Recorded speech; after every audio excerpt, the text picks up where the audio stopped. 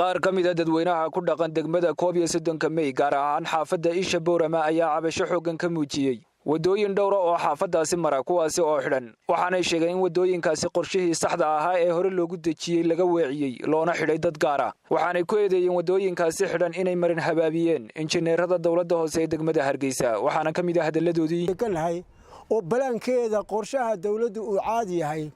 isla markaana aad iyo aad murug loo geliyay oo la qasay oo ay idin muuqato qaybta imika daadkana lagu xiray marka horena wadooyinna lagu soo furay iyadoo ay qorshahayagu caadi yihiin aniga kaliya 142 mitir ayaan u baneeyay wadooyinka sida qorshaha waafaqsan 20 mitir oo kaliya la ogolaan laayahay waan taabiya lagu xiray wadooyin baa laga soo dhigtay markii hore guriga arkaysan baa wadooyin laga soo dhigay markii aan guriga sharcigiisii dajiyayna waxa la yiraahdaa si uga qaxaba ma inuu biyaha ku xidhno waa kalimka idin muuqata cudurro ka dilaacaya daacuma ka dilaaci kara guriyaha ku dumi kara waa loogu talagalay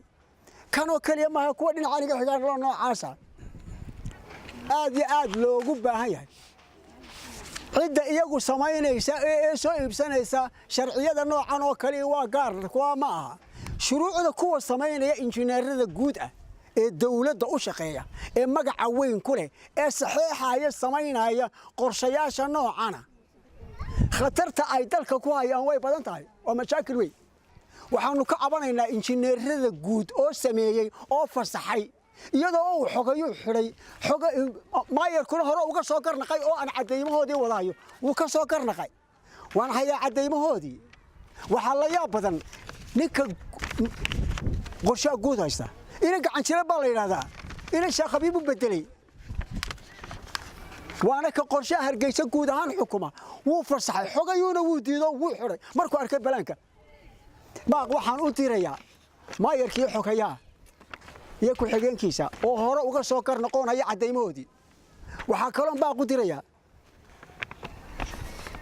madaxweynaha oo aan leeyahay ummadii dhibaato badan baa haysa waxaanu ka cabanaynaa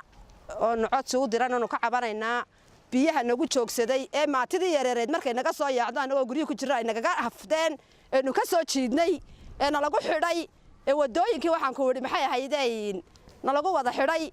afar wadaan lagu xidhan halkay biyuhu ka baxay waanu weynay caruurtii baa naga hafatay maxay daanagii baa ku hafanay guriyihii bay noogu soo galeen guriyihii baanu jabinay dhisnaa baanu jabinay halkay ka bixi markaa biyihii way nagu soo noqdeen markaa madaxweynaha waxaanu ka codsanaynaa xaafadeeda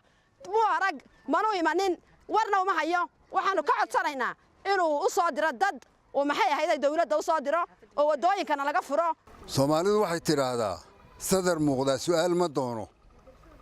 waa taasoo waad arkaysaan dadkaasina waa kaasoo dee waxay u baahan yihiin meel ay biyo ka baxaan meel dadku ka baxo muuqda ee intaasoo wada xidhan yihiin biyuhuna waa kuwa taasi waa wado taasina waa wado halka laba wado kala marayay intuba dee waa wadooyinkii dadka loogu talagalay markii hore way wada xidhan yihiin Axmed Nuur Ciise Mohamed Bulsho TV Hargeysa